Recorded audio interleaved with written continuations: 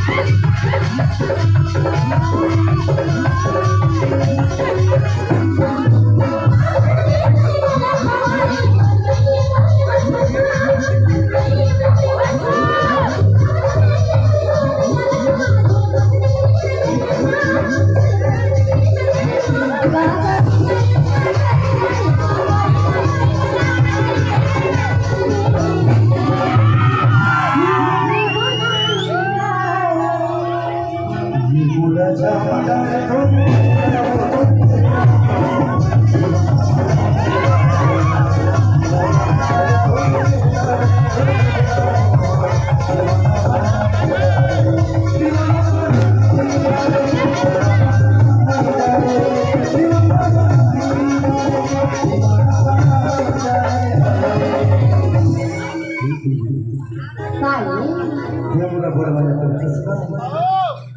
बर्बाद हो गया होगा तो अरे मला आधी खाते आले सुन चली बदी का देखा ते मुला बड़ा मजा करतेस ना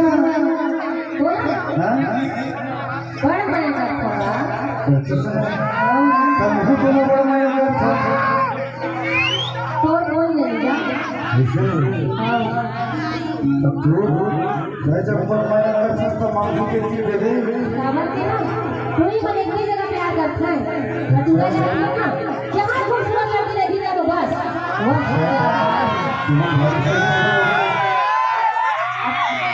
का बताओ तो लगा